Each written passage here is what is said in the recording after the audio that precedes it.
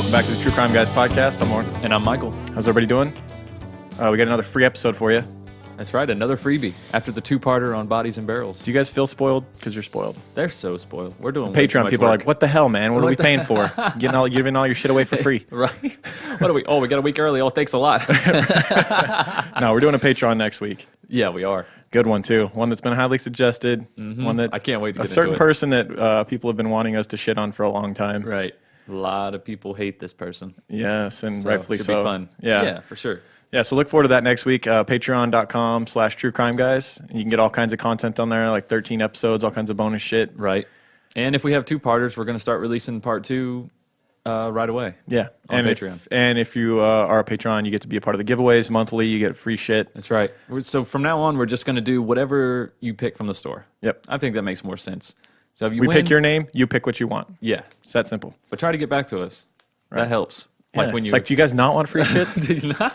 Because it seems like you don't, because you're not getting back to us. Yeah, not saying any names, Koopa. Yeah. No, I'm just kidding. And there's all these people that are Appreciate like, it, brother. all these people are like, well, if he's not, I'll take it. Yeah. Give me free shit.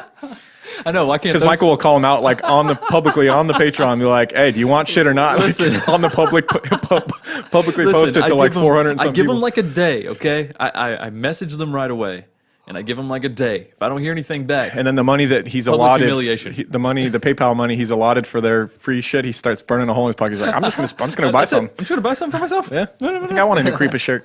I don't even own one of our own shirts. All right, Somebody buy me one of my own shirts. you don't have one? No, I was just wearing one on yesterday. I don't have one. All right, so this case this week is one that was suggested to us by a good friend at work, Justin. Yeah, What's Justin, up? thanks for the suggestion, brother. And when you told me what it was, you're like, "Oh, Justin suggested one. We should do it." And I was like, "What is it?" And you told me this case, the massacre in McCarthy. Right. I was like, you know what? My dad is not really necessarily a true crime guy, but I remember years ago, before I was even really. I mean, I always watched cold case files and stuff growing up before I considered myself like a true crime guy. Yeah. A true crime guy. True crime guy. Literally, pun intended. My dad would he told me about this episode of Discovery ID that he'd watched where this guy killed almost an entire town in Alaska, a small town, obviously. Right. And it's one of those cases that sticks in your head. Yeah, it really Obviously, does. because when we talked to Justin about it, we were like, well, how do we watch that episode? Because it's super old. Yeah. And he's like, I don't know. I watched it years ago. It just, but that stuck tells with you him, something though. about this case. It sticks Yeah. with you because I remembered my dad telling me about it when I was, many years ago. I don't know. How old is that episode? It's Discovery ID, Ice Cold Killers. There's 5 seasons. This is season 1, episode 2. Yeah, Frozen Terror. Frozen Terror. They did a whole hour-long special on this case, and it's super fascinating. It's a spree kill. Guy goes nuts and tries to kill his entire town of 22 and almost pulls it off. But some shit goes almost. awry and he fucks up. Right. As usual. Yeah. As per usual while we're doing the episode. Right. Did you find a date on the episode? TV episode says 2012. Okay. So, yeah, 6 years ago. Yeah. Ice Cold Killers. So I wasn't was the show. And this episode was called Frozen Terror. Frozen Terror. And it's almost impossible to still watch because seasons 2 through 5 are available for purchase everywhere. Yeah. But season 1, not you- available for purchase. I had to you go to have- some sketchy streaming site and have a million pop-ups to be able to watch it. Right. We had to. I had to go to the dark web, dude. I had to fucking We had to get my risk Silk Road on to watch multiple viruses for this shit.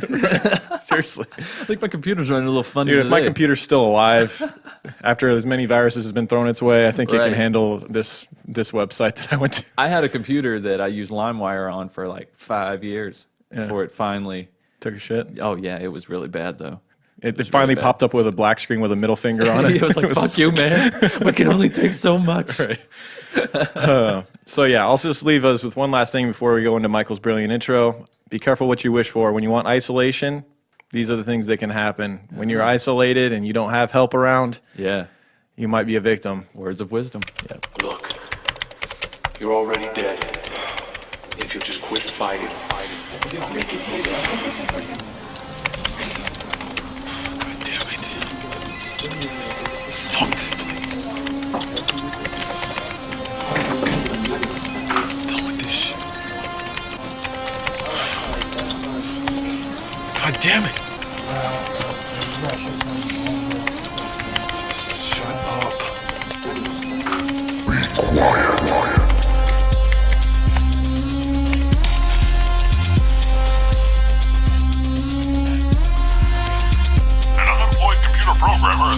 for 6 counts of first-degree murder in the shooting deaths Tuesday of 6 of the 22 residents of this snowbound backcountry village.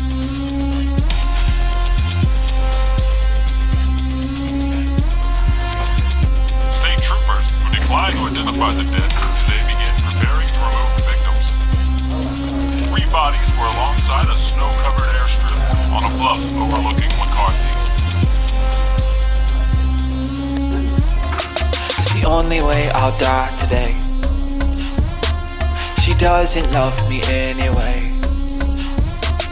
The only thing that matters now is saving Earth, and I know how. I'll destroy man's works and all the pollution, anyone in the way of the revolution. Day after day we push the limit. If there's a hell, I'll see you in it. Cause I'll die for a purpose, never in vain. All of you deserve this, you say I'm insane. You wanna talk shit, please refrain. Please refrain. You have ideas, take no action. I'm sustaining life in the form of subtraction. All of you are the same, trash to be thrown away. Keep playing your distraction game. Keep playing your distraction game while you remember my name. All right, so our case this week is the massacre in McCarthy, Alaska. Lewis Hastings was the catalyst to this. Yeah. The killer himself. I want to thank Michelle K for this brilliant crime line, her first ever crime line, and she knocked it out of the park. Just keep doing this, and we're good. And we're going to be money great. well spent. Absolutely. We really appreciate it, Michelle. Thanks for coming on It board. makes this so much more of an enjoyable process for me because I'm not just like pissed off by the time we get to the recording process. I'm not like burnt out. I haven't been up all night trying to do this crime line because I have a 1-year-old, and a pregnant wife. We're having another kid, by the way. We'll just bring that up. I don't want a bunch of fucking congratulations and shit on Twitter. I'm just letting you know my life is hell right now. I'm just kidding. It's not. I just want all your love and support. It's just tough, Yeah. She's going through the sickness of all that because it's early on, and then we have a 1-year-old who's fucking crazy. And I don't have to dread the Wednesday afternoon phone text from Lauren going, dude, can you help me with the timeline? Or Or we just won't do this podcast anymore. You know what? Fuck the show, man. I don't know. I've been really thinking that this crime line. So I can enjoy because I've always loved researching this stuff, and like I've enjoyed watching the documentaries, reading the books, doing articles, all this stuff, and like learning about this crazy shit. But the sitting down and the tedious process of putting it all down in a timeline chronologically that makes sense and adding in little facts and stuff, it takes way longer than you think it's going to. Getting dates and towns. And I'm not good at it. I didn't go to college. I'm just just your average Joe, man. We didn't go to college. With a blue collar job, we're just doing the best we can over here. Yeah, so this has made it a lot better to just have the timeline and then she gave it to us so early I actually was able to study the timeline as if it was its own source because she put so much stuff in here.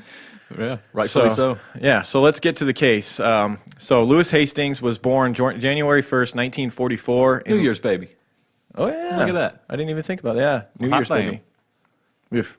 Man, a big celebration for his birthday every year. Should have never been born. You know what? Let's cancel New Year's on account of this guy. Right. This guy's a douche. Cancel the party.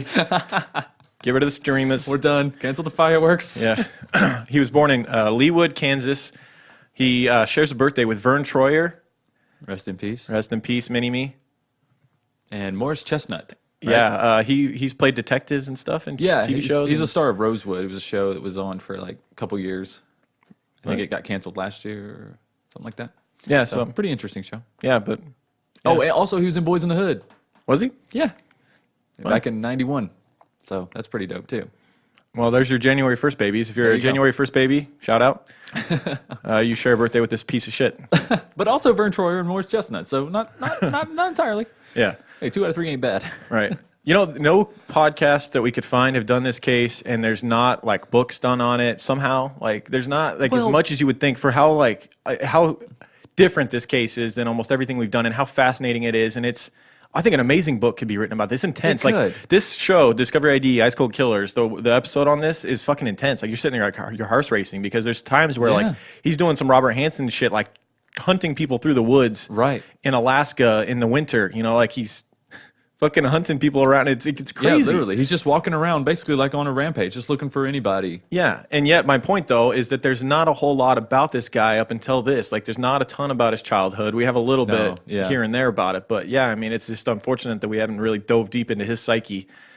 And there's some theories That's as to what I was why he did thinking. what he did. but Motive seems to be a huge gray area in this case. It's self-important. It's his views on the world, and like he's trying to create his own. But that's what he manifest said, though. his own views of how the world should be. You know, much like I think he was a what do they call it? A narcissist, where it was like the world needs to be I need to paint my own picture of the world. It needs to be no industrialism, and everything is just pristine the way nature intended it to be. Even though the dude was majored in computers, right? Like you don't like industrialism, but you're going to go to school for computers. Like he was like your IT guy, Yeah. your PC, the guy that helped you with your PC. Yeah, he just picks it up and just breaks it in half and goes, "Go to the woods."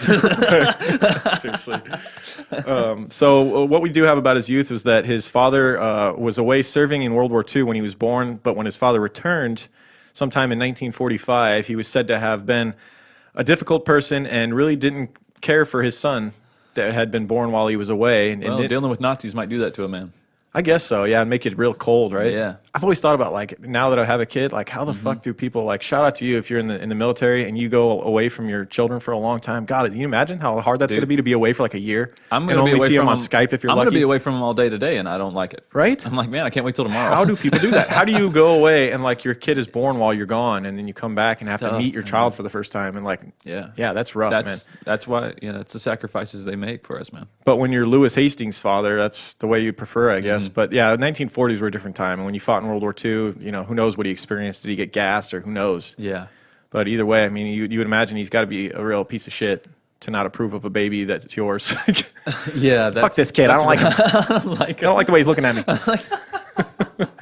He's also from Jersey, by the way. He's not, but in our minds. Right. The father later abandoned the family, shocker. And according to Lewis's mother and sister, Lewis was a shy kid. He was treated for chronic depression as a youth. That's kind of crazy during that time to be treated for depression as a child, it seems like. I don't know. Maybe. I feel like a lot of kids, it's In like the more 40s? common. I think that's what I'm saying. I think it's more common now, though, because there's just so much to take in for kids. Yeah. And they end up staring at screens all day, and I think because that's kids not stay good. more isolated too. They But don't. back then, kids were just playing outside. You think most of them would be happy? That's maybe he had some real issues in his brain. I don't know. Yeah, or maybe he didn't have a lot of friends around where he was, man. Maybe he didn't have a lot of confidence. I mean, if your own father doesn't love you, I mean, how do you grow up with that mindset? Yeah. You know what I'm saying? As he grew older, he became more concerned about the environment, and this is really something that's important to the story because this is the mindset that grew into anger. Right. He started out as like, I love the environment and I want to save animals and this and that. Yeah. No, that's great. I'm sure a lot of wanna clean listeners up right oil now spills have the and same things. mindset of like, let's. There's nothing wrong with this. Green energy. This is No, it's actually great. encouraged. It's fantastic. Like, definitely do this. Yeah, absolutely. Protect animals that are endangered and protect the environment. Yeah, we're definitely like a cancer to this world a lot of times. And you look at the ocean in Texas, that's fucking like, or no, not in Texas, the ocean, the Texas-sized thing of plastic that's in the plastic islands? Yeah, the plastic islands. Dude. Like, that shit is sketchy, man. Yeah, Justin was telling me about that too. It's the only reason I know about it. Thanks again, Justin. Well, Bill Burr talks about it he's constantly too on his informing me. podcast. Yeah. Apparently there was a new documentary out about it. He said Really? it's super interesting. So check that out. Plastic Islands. Yeah. Stop using and plastic. So there's shit. like fucking all kinds of sea animals that are dying because they got like 6-pack plastic fucking things around their neck and shit. And all that stuff's great. But ever since I was little, my mom used to cut those. Really? Yeah, before she would throw them away, and she would get mad at me if I threw it away and it wasn't. That's it wasn't advanced, cut. dude. That's She's like, advanced. hey, she's like, you need to cut this. Some fucking sea otter's gonna end up using that thing as a necklace and it's gonna choke them out. All right, well now I get it. Right? So thanks, Mom. Yeah, you probably killed some sea turtles, Michael. You dick. No, I didn't because of my mom. My mom saved them. I tried to. You never got it in the trash once without her finding it. Yeah, but like he got to an unhealthy level where he started viewing it not as a positive, like I'm gonna try and do my part to change the world, but like fuck everyone else and like everyone's ruining the world, and you can grow this anger and to an unhealthy level. Like that's not Yeah, good. you definitely can. It's just, I mean, there's things you can do, and there's things that are out of your control. You control. I hate it too when I'm driving down the road and I see someone litter. Fucking want to punch them in the face. Yeah. Oh. Especially like But I here don't in do it. Vegas with the winds that we have and stuff. I'm like, I get pissed when like somebody's trash can blows over. I'm like, why didn't you fucking secure that? Like, there was trash all the way down this fucking street because we got like I mean, We get crazy winds Chicago, like, yeah, you're the windy city, but god Heck, damn it, like, Vegas we're the is fucking nuts. windy desert over here. Like, it's windy. I did not know that. Oh, dude, it's here. bad. Like, I've kind of gotten used to it now, but yeah, you get some windy ass days here, y'all. Yeah. For real. Early on, he loved animals and even volunteered to clean birds after an oil spill on the coast of California. Eventually, he became an environmentalist, and his strong views would grow more intense, as we talked about, and become destructive, and which would Yeah. end up leading to this unfortunate series of events in McCarthy. Do you really think his whole massacre was based on this environmental agenda? I don't think so. If you look at what he had a plan that he had developed over time, and it ended with something that drastically involves the environment and something in Alaska that he hated, Yeah. the pipeline. Okay. So we'll talk about that yeah. later, but yeah, I mean, Yeah, I don't it wanna give all away goes anything back else, to but- environment and anti-industrialism. But was this and- plan written and up already? Did they find overpopulation it? and- Did they find it in his cabin, or was this a like post, He talked about it later. murder confession? He So that's talks what I'm about it. saying. Yeah, he what talks about his overall plan and how Yeah. it ended with Afterwards, right? him killing all these people was really just a means to an end. Like he had to do it to get to what he wanted to do, which was taking out this Well, pipeline. he had to do it to cover his good name and that take too. out the pipeline. His good name, yeah. Yeah, Sure, the people- well, at the time, he had a good name. At the time, before this People in the happened. town didn't think he was. He was. If honestly, They if that said town he- of 22, he would have been the first one out if they had to like do a survivor vote. He was Oh gone. well, fuck yeah. But they said he was standoffish, but they didn't say that he was. No, he nobody wasn't saw cold. this coming though. He wasn't cold or anything, but No, we'll get into that. Well, jumping everybody ahead. was cold. It's Alaska. Yeah, but we're jumping ahead. We're still talking It's like about 20 below that day. Yeah, nice, good one, But good one. Mike is so punny. So he joins the Air Force after high school. Unclear how much time he spent in the Air Force or why he left. This is another common theme. It seems like with a lot of the cases we cover, like people like they go into the military very briefly, and then it's kind of like a sketchy out. Like we don't really know the details. They just didn't really want him anymore. yeah, Either he left on his own will, or they were like, "Get out of here." right. He was trying to convert their tanks to run on canola oil or some shit. I don't know. The mess hall, he's like got picket signs because nothing's gluten free. He's like shooting all the plastic bottles. Use glass, you assholes. Yeah. The military. I imagine he wouldn't be a big fan of all the money that they'd spend on things that are not great for the environment. Right. Yeah, a lot of gas guzzling tanks. And, Yeah, heavy machinery, diesel operated. right. Yeah. As an adult, he became a computer programmer, something we alluded to, and actually landed a job at Stanford in 1975. So So he must he have was been no dummy, pretty right? damn good at computer programming Yeah. to do that. However, his colleagues described him as introverted and very worried about his own personal safety, which is kind of weird. That is strange at that point in his life. Yeah.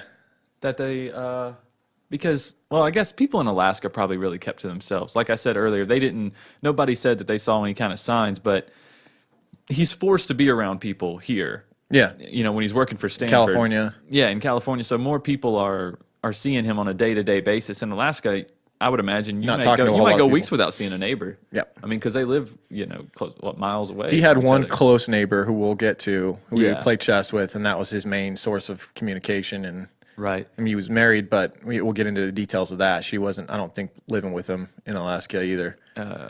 No. But yeah, we keep jumping to Alaska, but right now, still in Stanford, Yeah, Michael. still in Stanford. But Alaska's where all the shit happens. Right. He married Madeline Stovall, a librarian at Stanford where he worked in 1979, and the newlyweds honeymooned to the Kennecott Lodge near McCarthy, Alaska. Now, this is where his first introduction to life in Alaska, and he must have fallen in love with it, as many people do when they go there. Right. And the town of Kennecott, where they visited and honeymooned at, was a neighboring town to McCarthy, where the massacre ultimately happened. And you have to Right. wonder to yourself, had they not gone on a honeymoon there, would the people in McCarthy never have to have experienced what they did on that day Well, probably and not. lost because almost he half would- their population? Well, they wouldn't have known about it, No.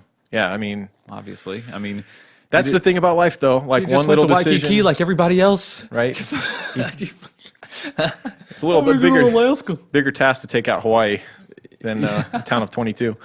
Yeah, really. Yeah, so they visit there, and in the we'll talk a little bit about this town of McCarthy and Kennecott as well. In the early 20th century, prospectors discovered the richest concentration of copper ore ever found This brought a lot of people to these small towns in the area. Right. The copper ore was found on the ridges, the town of Kennecott, the town that neighbored McCarthy. And when the mines dried up, the people of Kennecott left, and McCarthy was subsequently all but abandoned. Yeah, that was pretty much the lifeblood of the town. Yeah. And then when it left, you just had all the people who were just like pioneers, the people that were there before the mine. People Isn't that, this something we discussed in the Gary Ridgway case and also in the Robert Hansen case? In what it way? seems like with Alaskan towns, it's like they boom and like all these people move in, prostitution becomes a big thing and all this stuff, and then the money dries out, or whatever they were mining dries out. Yeah. But I mean, with oil, it's kind of sustained in that sense because they brought in the pipeline. But yeah, with mining, it would really boom, and then when they would mine it all up and it's all gone, it's like they would become ghost towns, and only the hardcore left. Yeah, only the people that want to make for themselves and enjoy the solidarity the beauty of the and place. the isolation of Alaska, where it's like mostly untouched by man. Like I looked it up, there's still only, I believe, like 730,000 people in the entire state, and you think about how vast it is and how many miles there are. It's like one person per square mile or something. It's insane. That really is insane when you break it down. Because I mean, like we that. have like 2 million or so in the metropolitan area of Las Vegas when you consider Henderson and everything. It's all basically the same town. Mm-hmm. And this is so small. Like you can drive from one end to the other in 20 minutes. Alaska is so big.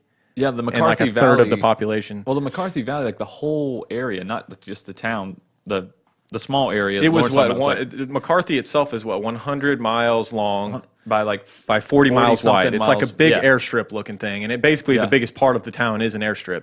Right, and it's at the time that's the only way in. Yeah. Yeah, it's the only way in. Well, at the time, yeah, it was. Yeah. They had a bridge that would take you to Kennecott, but they let it fall apart, I believe, and it's because they wanted probably on purpose. They wanted isolation. Yeah, they didn't want anyone to be able to drive in or walk in. They wanted the only way in and out was by like little small crop plane or whatever. But is Kennecott a big town? That's probably. It was bigger, but not big. Right, still a small town. Yeah, probably the smallest of small towns, America. Still, and they're worried about these people coming over. Oh, it was the railroad. The railroad that transported the ore out of Kennecott through McCarthy was ignored and fell into disrepair, and in the 1980s it was covered with gravel and became the McCarthy Road, which connected the town of Kennecott to the town of McCarthy. However, sometime around the 70s, a flood had wiped out part of the bridge. Yeah, so the bridge we talked about, flooded, wiped it out. They didn't bother to fix it because they didn't really want to. They refused to build a footbridge, and the only way to get across from Kennecott to McCarthy was to cross the river using a hand-powered tram. Wow. So a little boat. Yeah. And it was like that, I believe, I looked it up, until the 1990s they finally put in a new footbridge. Yeah, you still had to cross the river. And they finally put in a footbridge, and now you can get there in 15 minutes from Kennecott by walking across. That's just crazy to me. Yeah. I guess like in the winter, these people, these pioneers and stuff that are just out there with they got no running water, they got no electricity, right? So Still to this day. They're basically just living off meat in the winter though, right? They have to be. That's all you they're can do is hunt. Well, like, they when they would fly in every week, which is a big part of this story, once a week a plane would come in and deliver mail, and a lot of what they were delivering in the mail was groceries. Oh, okay. And so I don't know if that included produce, because I'm sure all of Alaska during winter, and most of Alaska, especially this area, like they're 240 miles from Anchorage. Yeah.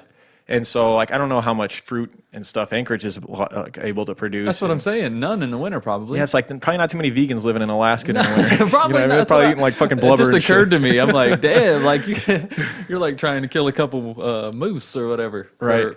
To get you through the winter. But one thing I'm sure they do a lot of is during summer and during spring and all that, they probably grow a lot of produce and can it and jar it and do a lot of that. So they probably got a big stockpile of canned vegetables and stuff like that. What do you think about that way of life? Probably not just straight meat diet. If you got to trade in your job and your daily workload every day for just surviving on your own, does that sound appealing to you? It does. It does. Now, in theory, but in practice, I don't know if I could do it, because I know all the comforts of 2018. Yep. I think in 1980 it was different. I It could think be it's easier easier because it's like they didn't have the internet, they didn't have cell phones, Right. they didn't have all the shit that we have. Well, even the people that are out there now, they grew up there, so they don't know. They don't know what they're missing. They don't know the conveniences. I mean, I'm sure they've heard about it, but like Yeah. they haven't lived it for an Right. extended amount of time, and now it would be so hard. I mean, we all know, like the draw that your phone has is magnetic. You sit there and you don't want to, but you end up doing it. Yeah. Then again, like when I go on week-long hunting trips, the longer I go without it, the easier it becomes. It doesn't become harder. It becomes easier. The first few days, I'm like, fuck, I want my phone. Yeah. After day 4, day 5, I'm like, I don't want it. Yeah. So I think, and honestly, For when me- you watch all these Alaska shows, like Right. it's a big thing, reality show in Alaska. Yeah. When you watch them, you get the feeling that like they're happier people overall because you put in a hard day's work. I truly believe like unhappiness stems from running from discipline, running from things that are kind of hard. Conquering hardship is a part of our ancestry. Like that's part of Right. where we came from. 2018 is not a natural lifestyle for humans. Everyone, the entire past, where we came from, every day was a struggle. Not to say it should be, but I think happiness comes from overcoming. But do you not think? But do you not think us as a human race have earned where we're at now? I mean, look how much we had to do to But get where we're at. I think it's You can't just say double-edged sword because I think it became a plague for us. I think that's why there's so much depression now. Honestly, I don't think it's a natural I way think to there's live. so much depression now because there's so much isolation. People stick to themselves because they can find connections through screens. You're more They can isolated than you find- think you are. You think you're so more connected, yeah, but you have less person-to-person contact. absolutely. Yeah, I mean, these people, even in Alaska, with a population of 22, they would all get together every week on mail day and sit down and have coffee, and they probably have Yeah. more connection in that day than we have in a week. You know, because even our human people- interactions at work and stuff, they're all just fake. You know what I mean? You're being nice to each other a lot of times because you have to. You and have it's not- to. It's part of your company guidelines. You have to have a certain attitude. Yeah. People don't do things like what we're doing right now, like sitting down having a conversation. Like this is super rare. I did this with another one of my friends last weekend, and it was just so refreshing. Like I went over to his house and his wife is good friends with my wife or whatever, and we just sat there and we just had a conversation. Yeah, We that's just- why I still love doing board games and stuff. I love doing game night because you're just really interacting with each other and you're having fun together, playing cards, whatever. Right. But yeah, I hate when you go to like a friend's house and like you got 1 or 2 people that are just they don't even look up from their phone the whole time. Right. It's like, what's up? It like divides everybody. It's like Shaun of the Dead, Ed or whatever. Just, what's up? He just doesn't even look up from his phone. He just still texted or Yeah, I whatever. have friends like that. I'm just like, dude, just check. Like now, like a popular thing for people to do, where they go out to eat and they like leave their phones in the car, like or they'll have them on the table all piled up, and the first one to look at their phone has to buy a round of drinks or some shit.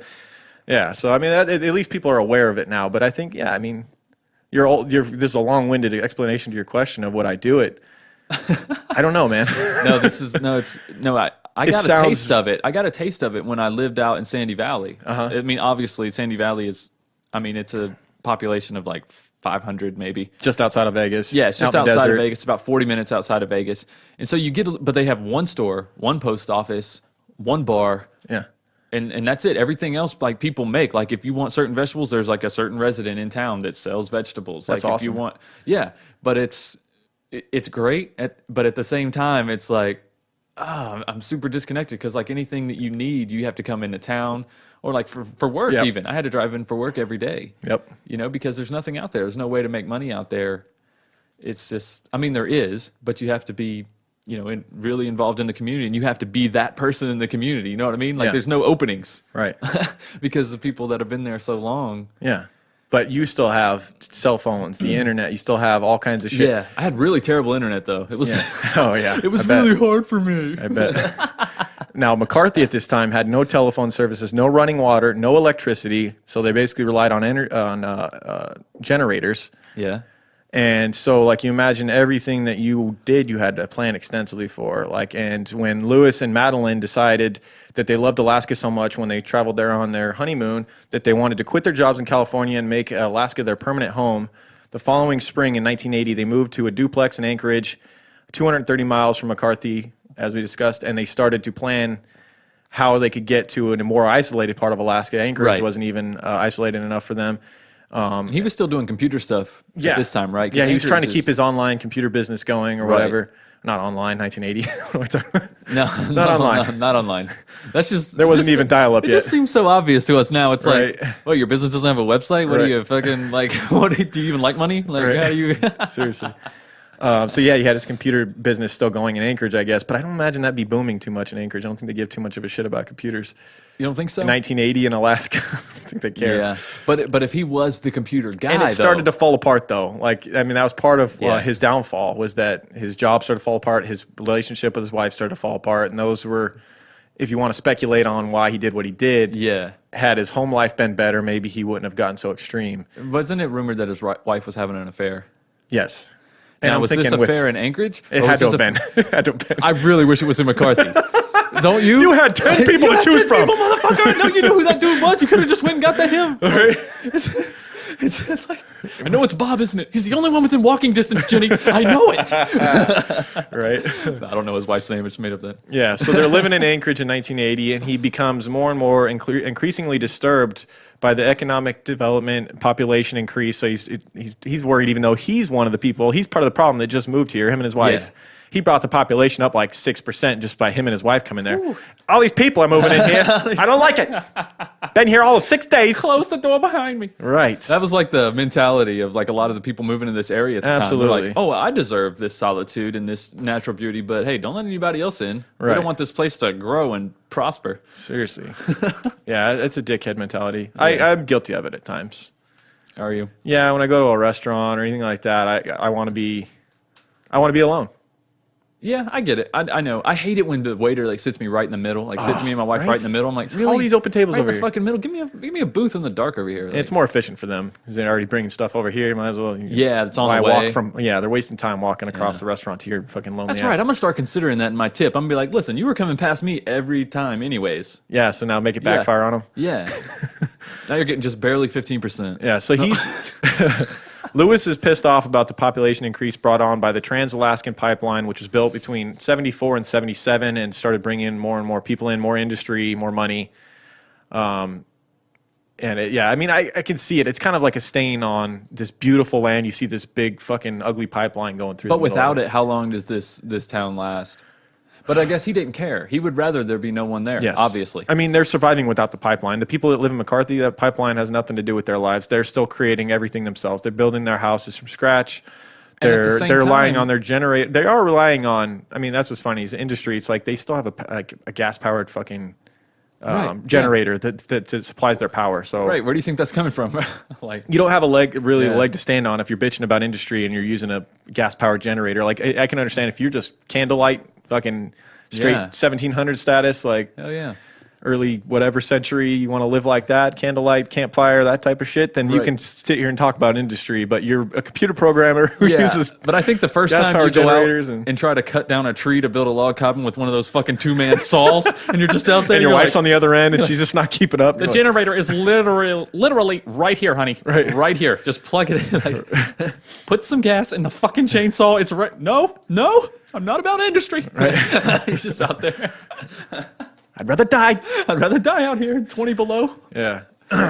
Yeah, so Lewis had the perception that the pipeline would spoil Alaska, meaning he thought that there would be more wild overpopulation and too much development. Yeah, I mean, he's part of the problem, as we mentioned. He began contemplating a plan to destroy the pipeline in order to prevent Alaska from becoming overrun with people. And so this Alaskan pipeline that he probably didn't even know about until he moved there, that had been there for, 6-7 years before he even got there. Right. You don't think you knew about it?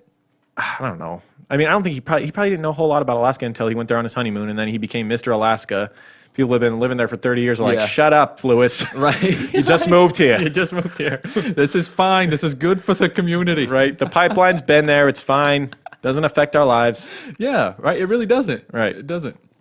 So in order to get away from civilization, Lewis and his wife, Madeline, purchased an unoccupied house on property that belonged to the Kennecott Copper Line about 5 miles from McCarthy. So he was actually even outside of McCarthy, 4 or 5 miles away, which we'll get into when it comes to the day of the massacre. Like the ground he covers is pretty crazy. Yeah, in the snow. In the snow, Like like waist-deep hunting snow. people down Like, in this the is- ground that the guy that he was chasing covers Oh, yeah. when he was not prepared for the cold. Right. The couple spent the summer of 1982 repairing their home, and you think about the extent you have to take for preparation. You have to make everything. Have you ever done a home repair and you end up going to Lowe's 6 times? Lowe's or Home Depot. you got the wrong size or you got the wrong thing. Imagine building a home where you can't even get there unless you have to take a fucking plane to get to it. Right. You order the parts, you wait a week for them to come in on the plane, and then they're the wrong thing. Son of a bitch. Oh, my God. You send it back. Yeah. Unreal how much God. work that must be for the people that live in McCarthy and how Right. much preparation you must have to go through. I think a lot of them, though, most of the things they needed, they just made. Yeah, they just rely on each other. And Yeah. if they need a I mean, certain why not? part, You have they all the just- time. Imagine if Probably you a didn't lot have, of jerry rigging going on out there, dude. Oh, for sure. They're probably their roof's held on with Fuck wire yeah. and shit. There's shit like that in Sandy Valley. Like, Which is crazy that they make it through Alaskan winters with these houses that they Yeah. kind of like impromptu throw together. dude. That's so true. But they think about how much time they have. But here's Yeah. the disadvantage, though. They can't go on YouTube and watch a how-to video Nope. and then, Nope. like we do every time we counter a project. We're like, oh, let me see if somebody's did this shit already. Oh, here we go. This dude did it step by step. Absolutely. Then you go do it. You have confidence. In McCarthy, you just go just at wing it. it. You But just you don't wing it. have a day job, so at the same time, you're not as pushed for time. What's crazy is we talk about how crazy this is, but this is what humans have been doing forever. Yeah. I mean, really, we're the exception. The people who live in this modern, where we buy a house that was already built for us, and we have everything. We move in. There's already running water in it. There's electricity. We don't have to do shit. We just turn the fucking light switch on. Yeah. But But we pay a lot more money The people for it, of though. McCarthy are experiencing what life has been like for humans for hundreds of years, Right. and even further than that, thousands of years. Back to the ancient times, like the ancient Greeks when they made aqueducts, and they had all kinds of crazy inventions back then. Yeah. And they had irrigation, all this shit. It's kind of exciting though, like living there and having that freedom to do that, to do things how you want. Imagine if you created an aqueduct or just if you just ran a PVC to a creek that was up the hill Yeah. and had water coming down your house. You'd be like the I only did that one. shit, motherfucker. You'd be like the only one in the damn valley. The sense of accomplishment you must have when Yeah. your house works and you built it from scratch and you had no Or- electricity and you yeah. had no running water, and all of a sudden And you built it from the wood that was on that land, like Yeah. my grandfather did that. Like the first house he built, like he literally cut down the trees in that area, Yeah. had them all uprooted, and then used those trees to build the house. Mm-hmm. Like, there's just got to be such a, like you said, there's got to be so Fulfilling much feeling. pride in that. There's got to be so much Yep. honor in that. You just got to feel good. You can do it your way, and Yep. And that's what him and his wife did. And by 1983, his computer business, shockingly, had fallen apart. I mean, granted, he couldn't talk to nobody, see nobody. He's living in McCarthy with 22 people. That's probably Right. got to be his only customers. And I don't think they give a shit about a computer. hey, Lewis, We got no electricity, Lewis. nobody's got computers, asshole. 1983, what are we dealing with, too? We're dealing with these giant things that must have taken up so much energy. It took up a whole room. You're like running around pulling levers and hitting buttons and shit, messing with rotary phones. I don't know. Fuck. Yeah, so his computer business in McCarthy, Alaska, 1983 fell apart. His biggest surprise of the world. Another surprise was he and his wife were having marital problems. He's bitching about the pipeline all day, and there's no real like loving conversation going on. He's just bitching Right. about everything. And she was staying in Anchorage most of the time, 230 miles away from McCarthy. So he's out there Oh, alone. She's out there banging people in Anchorage. Apparently. And due to the stress of his failed business and his failed marriage, all he could think about was elaborating a plan to destroy the pipeline, something we keep talking about. And he finally decides to pull the trigger on the plan. Around 1983, he buys guns. He buys silencers that he could cover in beaver fur. That's pretty industrious. Yeah, I guess. I mean, what is he trying to? At the point where he's shooting people, Wait, okay, why so- do you need to hide the silencer? I was about to say, so you have the silencer. is that a already beaver or a gun? I can't tell. His. You holding a beaver pointed at me? Are you pointing a beaver at me, Lewis? Because that is the worst insult in Alaska. No, but like, yeah, they said his silencer was homemade in the documentary. I imagine, yeah. And then- he had but some then he- high-tech fucking 007. What if it was just beaver fur? What if he just wrapped the bear? right? Beaver tail, he wrapped it around the gun. So yeah, he used this apparently homemade silencer covered in beaver fur for his 223 rifle and his 22 pistol. I have a 223 actually. It's a great deer hunting rifle. Yeah. Very. I mean, it's not the highest power, but it's very accurate from long distance. Got lightweight. The 223 round is very lightweight and it doesn't Right. have a lot of bullet drop. So you can see like there's times where he uses this gun Oh, to hell shoot yeah. people from a distance. Right. And he was practicing at the time. He started preparing. It's kind of very eerie. He started preparing for this D-Day or whatever you want to call it by going out and shooting rabbits as a way to prepare for what he was going to do, which is killing humans. And that tells you something about his mindset. That's It's a kind of the crazy same jump. thing for him, right? Well, I think he thought rabbits are smaller, so if For I can him, hit a he's an rabbit, environmentalist and an animal rights guy, and he's out here killing rabbits. So for him, it's probably a Well- bigger deal to kill a rabbit than a human. I think that there's a lot of people that get distorted like that. They start caring more about animals than humans. I really want to know if he was eating these rabbits, because if he wasn't eating these rabbits, then Shooting it with a then- 223, then- I don't think there's going to be much left of the rabbit, first of all. So check this out. I'm taking a huge jump here. If he didn't eat the rabbits, that means he just killed the rabbits and left them. That means all this was bullshit, and he did it because his wife was cheating on him, and he had nothing left. Yeah, pretty much. Like, If he's practicing with a rifle, with a 223, shooting from a distance, there's Yeah. nothing left of that rabbit. listen, if you're listening to McCarthy, did Lewis eat the? No, I'm just joking. I know none of y'all got confused. Right, Gary Green, you're still talking about this case. Gary Green, where the you at, pilot in man? this- Dude, Gary Green looks great for his age. he does. A lot of the people look great. That one dude was like 80-something years old. He was one of the first people. We'll get into it. Dude, they're Alaskan lifestyle, man. They're Yeah, away from maybe. all the pollution. They're not eating GMOs. Maybe. Maybe there's something to it, man. I think that ultimately getting up and having shit to do every day as you get older is the biggest thing. Like, people that have a sense Yeah. of community and getting up with a purpose every day. Yeah. Honestly, when people retire and like they don't really have a plan for what they're going to do, they just kind of sit around. I think that you die real quick. You got to have You a do. purpose, You- and I you think these gotta people have have a a purpose purpose. every day. Just survival is purpose. So they, That's why, that's why religion exists. That's why there's that lady in your church that's like 95 years old and she's still driving herself to church because she still feels like she has a purpose. Yep. And in that aspect, I feel like maybe it's not so bad. yeah. But- Well, to get back to the story, Lewis's sorry. purpose at this time is set into motion. Finally, he has this plan, and on Tuesday, March 1st, 1983, he would set his plan in motion. Tuesday was mail day. We talked about there was one day a week when the plane would come in from Anchorage. Did it come in from Anchorage or did it come in from Kennecott? I think it came in from Anchorage. I think so. Yeah, I think Anchorage was where the grocery stores were and that kind of thing. So probably the main mail stop in Alaska Yeah. was probably coming out of Anchorage. So yeah, once a week, the mail plane would come in if the weather permitted it. Oh, So I exactly. mean, not every week. And there was the two people we'll talk about that are kind of big parts in this story were Les and Flo Hegland. They were kind of like the community Mail people. Like Yeah. they had the house right on the airstrip that like overlooked the airstrip, Mm-hmm. and everybody would meet at their house because it was just a real quick walk from the airstrip where the mail would come in Right. to their house, and everybody would meet, get their mail, and they would go to the Hegland's house. Yeah. And Like have another thing, coffee and another thing about the Heglands is they were actually like they were the one household that had the radio communication to outside of McCarthy. They could actually communicate with like Anchorage and whatnot, so they would give weather reports Right.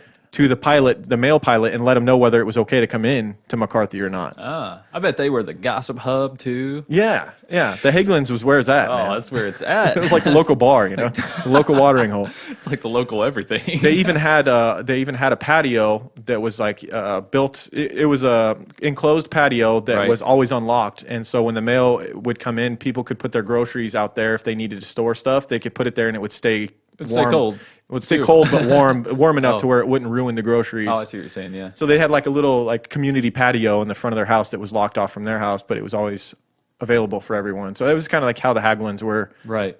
the Heglands.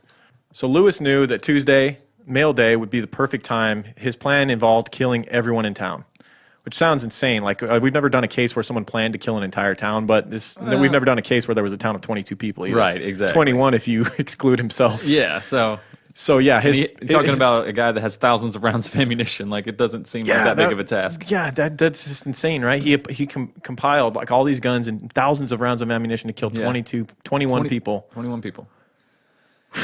Well, I guess he never knew how long. I think he may have been anticipating a standoff, or I don't know. This plan is actually not bad.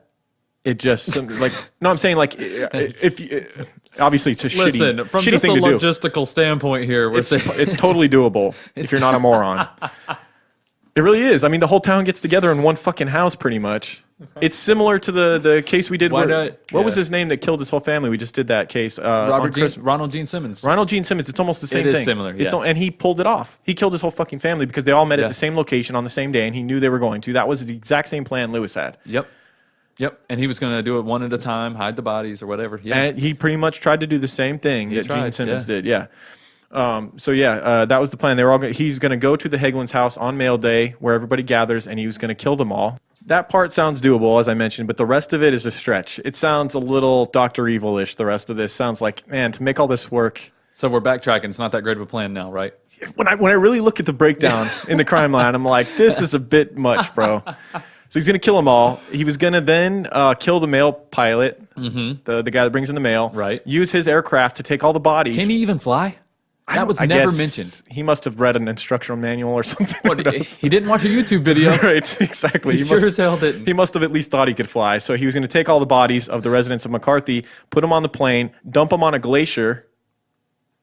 Yeah. He was going to then land on a highway, rig the plane to take off by itself, naturally. Right. How you do that, I have no fucking clue how you get a plane to fly itself in This is 1983. what I'm saying. Like, all this was post getting arrested. Like, I don't think any of this shit was his plan. He's going to punch down the gas pedal and Like- it's just going to run right into some trees. That's all that's going to happen. Fucking put a brick on it. Like, what is your plan? I don't. I don't know. Maybe he's going to pull like the steering wheel down so that it aims upward and then like punch the gas pedal. And it's just going to go straight up in the air. And no one's going to buy that anyone's Wait, flying do that planes thing. have gas pedals? I don't know. We're not experts on planes. Any pilots, we don't need your shit. Neither was. Yeah, we don't give a fuck. Neither was Lewis either. No. Okay, that's our point. So Yeah. so he's going to rig the plane to take off by itself, which would be a distraction to authorities. He would then use that as a distraction to hijack a fuel truck and drive the fuel truck into the oil pipeline that he hates so Okay. much, causing a movie-like explosion. Of course. Or maybe he just parks the gas truck next to the pipeline and flicks a cigarette and walks away in slow motion and everything blows up. He just blows against the screen. Yeah, he would hope the explosion would incinerate his body and prevent his family. This is another big motivating thing for him. Yeah. Why he wanted to kill everyone in McCarthy was partly so he could continue his plans, but also he didn't want his family to know that he was the one who had done all this. Right. And so if there's no living victims, no one can point the finger at him. Right. However, it's like, okay, everybody got shot in McCarthy, and Also- then you ended up over by a pipeline. What about all the people that would have saw you get into the gas truck and drive it to the pipe? Like, Right. people are going to see you. You think every fucking person in this town's going to be like, oh, look, a plane, let's stare at it. Right. While you're driving You're a truck talking into a about. pipeline? You're Like, talking about. That's not a good distraction. I'm assuming Anchorage is where he's trying to Yeah. pull this off, where the gas truck is, and where he's flying the plane away. Right, on which its is own. much more populated. They're going to find out the plane was not manned by anyone. Yeah. So they're going to say, okay, well then that was used as a distraction, and there's a gas truck that's missing. That is over here blown up on a pipeline. This guy didn't. No one forced him to do that. No. There's no other buddy around. So Right. I mean, they're going to connect the dots. Absolutely. So his plan is pretty dumb. Let's be honest. I agree. But the first part, killing everybody in McCarthy, totally attainable, It's all totally doable. Yeah. He fucked it up because he's an idiot. So, so the Heglins, Tuesday, mail day, we talked about, let's get back to that. We talked about, enjoyed mail day. They all affectionately called it just simply mail. I'm going to mail. Right. I'll see you in a while, I'm going to mail. And not everybody, however, was going to mail on this day as he had hoped. That was part of the problem, first Right, of all. right. Is like guys like Jim Edwards and his wife Maxine Edwards, an older couple that had been there for a while. They were in their 50s. Mm-hmm. Jim stayed home. Maxine said, I'm going to mail. And she went off to the Heglins on her own that day. Jim's at home. Right. So that's one fork in your problem there. And some other residents of the family, Lewis had found out the night before by he would hang out with a guy, Chris Richards. That was his closest neighbor. Right. And they would hang out and play chess together. And Chris would later say, like, I didn't really like the guy, but I figured I probably should get along with the one neighbor I have. Yeah, You know? probably. And so they would kind of like play chess, and I don't know the level of conversation they would have or whatever. But he had said that Lewis wasn't the friendliest guy, but whatever. He's my neighbor, and we kind of depend on each other. So Yeah. even if your neighbor's not the coolest person, it's like he's still valuable in a sense that you're going to need each other at some point. Yeah, absolutely. I mean, why not make the connections? There's Yeah. 22 people. Like, it's good to have a couple on your team. Yeah, so the night before this, I guess would have been March 2nd, 1983, Yeah. Lewis had gone over to Chris Richards' house, and they'd done their drinking, and they had played some chess and whatnot, and they had normal conversation, and Chris had brought up how a few of the residents had gone on a fishing trip, I believe, right? Right. And he later thought about it after knowing what happened the next day, and Chris said that, like, he did seem like Lewis got kind of, like, annoyed by the fact that there was people like they weren't in town, Yeah. that they were away or whatever. And so there's another fork in that he's not going to be able to kill all the people in the town. They're not all going to the Right. mail place. But they're not even all there, of them are though. there. So who is going to be there? I get no one's going to be there to stop him. But Well, but you're saying as they're far as going to keeping come it back quiet and from be his like, family, it was okay. Lewis. Yeah, it was definitely Lewis. Right. That's a creep. Yeah. So Lewis, who had turned 39 just 2 months prior, would start the day on March 1st by going over to the house of his friend, Chris Richards, the one he had been there the night before. This was kind of a surprise to Chris because usually I believe Chris would go over to Lewis's house Yeah. to play chess and stuff, and Lewis Well, didn't because really. Chris was the younger. He was only 29. He was the more outgoing. of the two. Yeah, it's more likely that he made the walk over to Lewis's house, I think. So this cold, wintry day on March 1st, he sees Lewis coming up the drive to his house, and he's kind of surprised. Like, all right, he throws on some hot water for either tea or coffee. Yeah. And when Lewis comes in, they start having a conversation. And as Chris is turned towards the pot of hot water, I'm assuming, trying to make the tea or coffee, Lewis pulls out his gun. It's encased in his glove, right? Like, yeah, he's he got was the wearing gun, like those big mittens or whatever. his big mitten, and had the inside glove he's got inside a of it .22 pistol. with a silencer. He had brought his .243 rifle and sat that outside. Right. And he had his .22 pistol in his glove. And as Chris was turned, he shot him. I think Chris was turning back towards him, and he shot him in the face. Yeah, like the documentary had said that he kind of like put it right up in his face, but I don't think that was the case. I feel like he had to have been moving, because how you miss somebody point blank like that? Yeah. You know what I mean? Because He was shot once in the face near his eye. Yeah. It says, and the second round grazed his head and neck area. We talked about 22s though, depending on like your bone density and like the thickness of your skull. Like we've seen cases where people have been shot directly in the head with a 22. And the 22 is not the most powerful gun, so if it's having to go through a glove first, who knows the factors that are here, how old, if he ever cleaned this shitty gun, who knows what's going on with it. Right. Although he did seem like a guy that would incessantly clean his gun. You know those guys? Even though just it clean it jammed, every though. fucking day, even if you don't shoot it every day, just sitting there Yeah, cleaning sitting the gun. there cleaning it, just staring at people in your house. Yeah, he seemed like that type. So maybe he over cleaned it. I don't know. Not enough friction. I don't know. But either way, he had shot Chris twice, and Chris didn't know what had happened at first. He just saw a glove, and he was like, did he hit me with something? Right. Very confused, but when it clicked in his head, Chris realized this was a life or death situation. Yeah. And he started, saying to Lewis, like, what the fuck are you doing? And there was a quote that he later said that Lewis said to him, look, you're already dead. If you just quit fighting, I'll make it easy for you. And at that point, Chris became enraged. He jumped into fight mode rather than flight mode. Yeah. He reached and was able to get a knife that was within distance because he was in the kitchen. Right. And he was able to stab Lewis twice. He was able to stab him once in the right thigh and also in the chest. Now, they were superficial because, I imagine Lewis was wearing a lot of winter clothing still. He'd just gone in from out there. And so, they were just enough to where it was able to get him away from Lewis temporarily.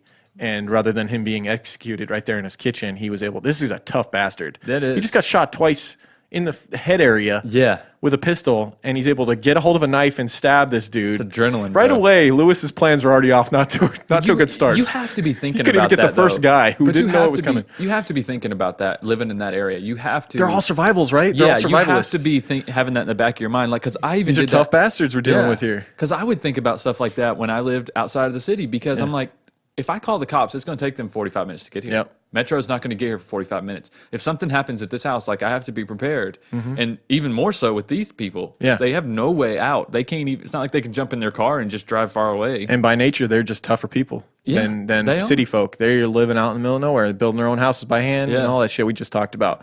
And so Chris miraculously gets out of the situation, and right away Lewis is already his plans off to a shitty He's start. already failed. He's now Chris has ran out of the house, and he's obviously not prepared for the winter snow. He's been chilling in his house on this morning, probably wearing jammies or something. Right. He runs out, maybe barefoot, with no jacket, gloves, or hat, or anything else to keep him warm. He's running through waist deep snow, At 20 below. trying to survive, and he's been shot twice in the face. And so he's bleeding, and he actually makes it 3/4 of a mile to a neighbor's empty cabin. And you imagine Lewis is kind of chasing, and I think Lewis is shooting at him with his rifle. Yeah. This is that chase scene you talk about. It's very intense in the very dock. intense. Yeah. Yeah, and as he was running, Lewis is chasing him, shooting at him. When he gets inside the neighbor's cabin, he realizes it's empty. However, he was able to quickly find some boots, a parka, and snowshoes, so he's able to equip himself for the winter. He runs out the back door of the cabin as Lewis is coming up to the front. You imagine the scene in the movie where he runs in, he gets what he needs. He's unable to find a weapon, unfortunately. Right. Which is probably one of the first things he looked for because he knew Lewis was after him. However, he got warm enough clothing to travel on to another. He's trying to warn people more than anything. I think Chris, he knows Lewis is out to try and kill more people, not just him. Oh, yeah, absolutely. And so he's trying to survive, but more than that, he's trying to warn other people that this dude's gone crazy. Right. So he goes to the Nash's house first, right? They're a younger couple that live nearby. Yeah, so he goes out the back door of the empty cabin that he'd got the warm clothing from, Yeah. and Lewis comes up to this cabin following the blood trail. He followed Chris's blood trail Right. to this cabin. So he's thinking Chris is still in there. He sets fire to this empty cabin, thinking that Chris was inside and that he killed him. Like, he knows he's wounded. He's probably laying inside, waiting. So Lewis is like, fuck it, I'll just light it down. on fire. How the hell you even light it on fire in the middle of winter? Like, he probably hoped that he had lost enough blood and passed out in there. yeah. And then He assumed he was dead. And Chris was very smart in that he went out the back door and he didn't take the main path because he knew he would leave a blood trail. He went not off. only that, it's snow. Yeah. You're gonna leave a foot trail. Exactly. So he went off through the woods, and now he has snowshoes, and he's more equipped, and he's got some warm clothing. And so, he burns down the house, and Lewis must think that Chris is now dead. However, Chris is on his way to warn more people. He made his way, to the Nashes, as you talked about. There was a couple named Tim and Amy Nash, 35 and 25 years old. They were newlyweds who had lived in Alaska, but they had just been married outside of Alaska. They'd gone on a destination wedding outside of Alaska, I guess. And they were married during Christmas of 1982 and returned to McCarthy on Valentine's Day 1983, just 2 weeks before March 1st, the day of this massacre. The couple were surprised to see Chris come in bleeding and ranting about Lewis Hastings going nuts. And Chris told them what happened. He said that Tim and Amy said that they had seen Lewis heading towards the airstrip about 20 minutes before Chris got to their cabin. So you can assume that Lewis assumed that Chris was dead, and rather than heading to other cabins, he was going to head straight to the airstrip and try and get the people that were going there for mail. Right. And so they had spotted him going off that way. Yeah. It makes you wonder, like, why he didn't head up to their cabin.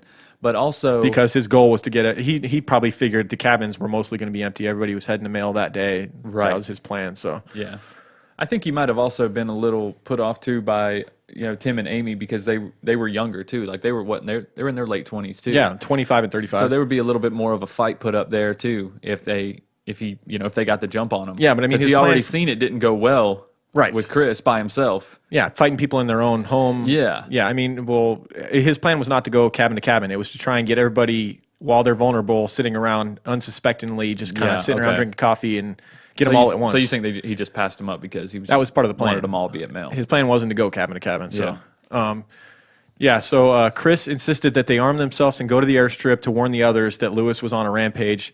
They knew everyone would be congregating there for mail day, so they knew just like Lewis knew, and they figured this must be his plan. Like they figured it out. Like, this is the day that everybody gets together. He's trying to kill everybody. And so they jump on their snowmobile and they pull Chris behind them on a sled on the snowmobile. And when they reached the north end of the airstrip, they met Gary Green, a guy who still does interviews about this. He was in the episode of Alaska. Ice Cold Killers, the Discovery ID show that we talked about. He does interviews. He's the one local pilot that has his own plane that lives in McCarthy. He's a He's cool like dude, the town man. doctor. If you got a plane. Right. Yeah. So- He seems like a pretty cool dude. So he's already on the runway. He's cleaning off his plane, and they reach him and they tell him what's going on. And Gary said that he'd seen Lewis heading off towards the Hegland home about 20 minutes earlier. So people, small town, you see some movement walking through the snow, and you're going to kind of. And Gary had also talked about how he didn't This is a funny typically part. like Lewis either, and he kind of like made eye contact with him. Very funny part in the episode was Gary describing. He's like, "Yeah, I really didn't care for Lewis too much, and I spotted him. We locked eyes, kind of like wild animals, like locked eyes." Gary's standing on the runway, and Lewis is off a little bit outside of the runway, and they're probably a few hundred yards apart, and they just kind of lock eyes for a minute. And Gary was like, "Yeah, I really didn't want to go talk to him, so." I didn't. He had a weird look on it. He looked at me, but I knew it was him based off of what he was wearing. Yeah. And he stared at me for a minute, and then he just kept on trekking towards the Heglands, and I didn't think too much of it. It's probably typical Lewis thing. Like, I bet him and Gary have had this weird look before where they're just like, I don't care to talk to you, bro. Just keep I'm going. surprised he didn't shoot Gary, to be honest, right there. He probably knew Gary was kind of a that's the badass. way out. He probably knew Gary was like a guy that you need to catch off guard, and trying to walk up on him from a runway right next to his plane. He's going to have things to hide behind. It's just not worth the risk. And then you're making loud gunfire out on the runway. We talked about how it was only like. Well, he ends up doing that anyways. The Hegland's home is right off the airstrip, so if he's trying to shoot some dude on the runway, everyone's going to see it that's at the Hegland's. Yeah. And they're going to know it's coming. Yeah. And Jim Hegland, was it Jim Hegland? Les. Les, yeah. Les Hegland he was always prepared. Like, he had a gun sitting right next to his chair. Yeah, I Not think a so- lot of these people did. If they didn't have Yeah. guns on them all the time, they had guns just all over the house. Yeah. I mean, because why not? I mean, a lot of these people, this is not a place to raise children, obviously. There's no Right. schools here. I'd imagine all the residents were adults. Yeah. So their guns were just at the ready. Yeah. So what had happened basically, 20 minutes earlier, Gary had seen Lewis Hastings heading towards the Heglands. Lewis had, in fact, made it to the Heglands home, and inside was Les and Flo Hegland and Maxine Edwards, Yeah. who had gone to mail. She was the first one to arrive. The three of them were sitting around drinking coffee, waiting for others to arrive, waiting for the mail to get there. And Lewis walked into the home and immediately opened fire on the three of them.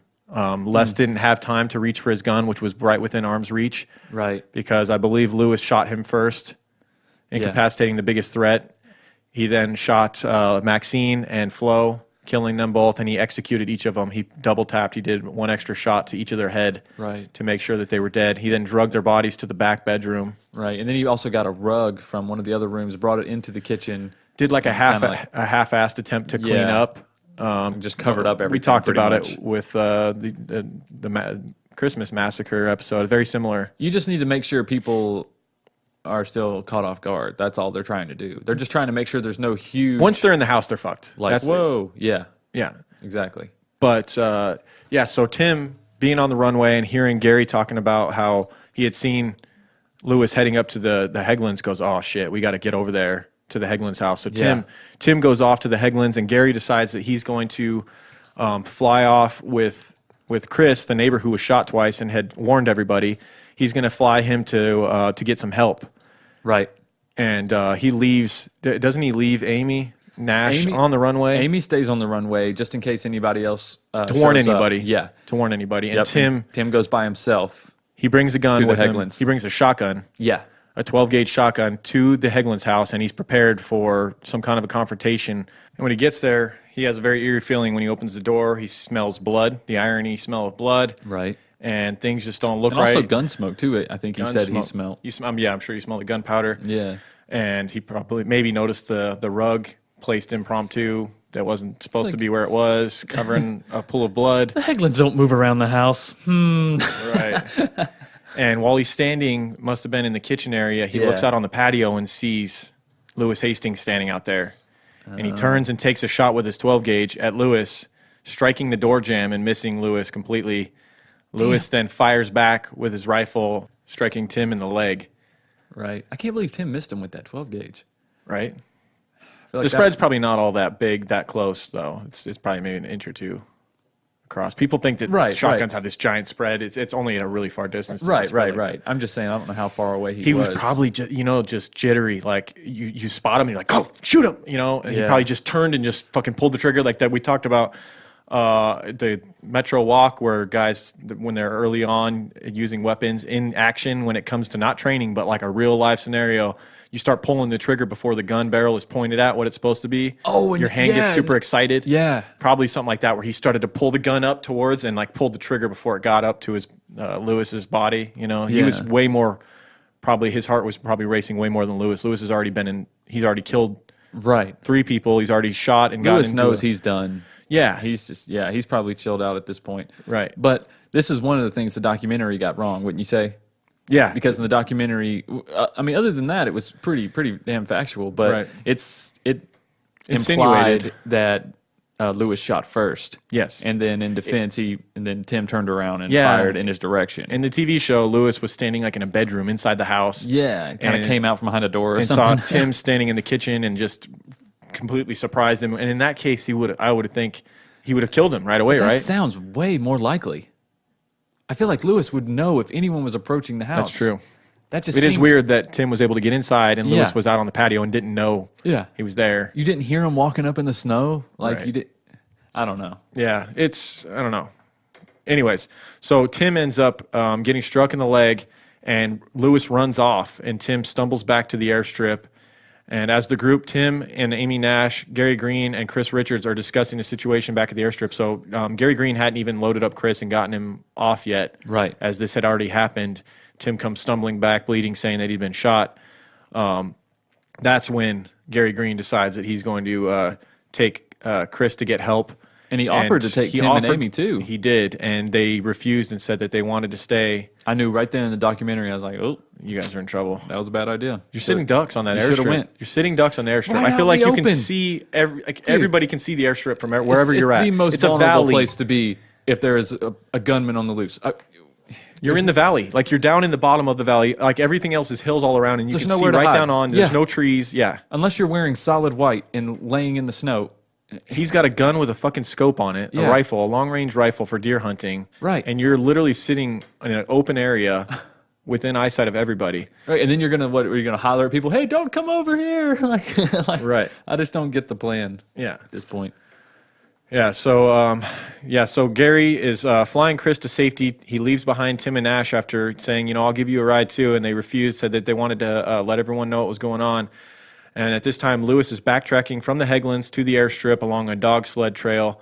The trail wound through the brush and led right behind the mound of snow across from the runway where Tim and Amy were standing, and he basically sets up on this mound of snow and gets his scope right on them, and you imagine them standing around distraught, talking about how Tim had just been shot in the leg, and him and Amy are trying to hope that people come up so they can warn them, and gunfire goes off because Lewis Hastings has his crosshairs set, and I believe he shoots Tim first, downs him. Yep. Amy moves over towards Tim. He then shoots her.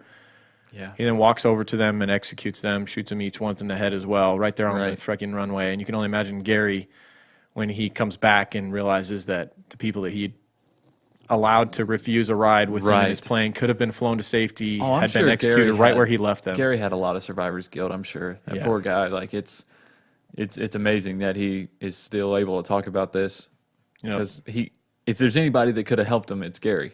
Yep. You know what I mean? And not that it should be on his shoulders. I'm just saying he's the only way in and out of the town. Like he was the only person that could help him. Yep. And so he drags their bodies up onto the top of a snowbank across from where he hid while he shot them. And at this time, two more neighbors show up to the airstrip, completely unbeknownst to, they had no idea what was going on. Mm-hmm. Harley King, 61-year-old retired former commercial fisherman, and Donna Byram, 32 years old. They were not a couple. I believe Donna was just a friend of Harley and his wife. And she was riding with Harley because she was going to be leaving on the mail plane. The mail plane was coming in, and she wanted to get out of town for whatever reason, and she was going to be taking the plane out of McCarthy. And they cruise up on Harley's snowmobile Right. onto the airstrip, and they notice a big pool of blood in the snow. It must have been hard to miss, like they're thinking, Absolutely. Like they're we're thinking saying, it- this is a huge white plane, and then you see Yeah. these big red spots in the middle. I mean, Yeah, and so right away gonna they're draw like, attention. who would like kill an animal right in the middle of the airstrip and and gut them right here? right.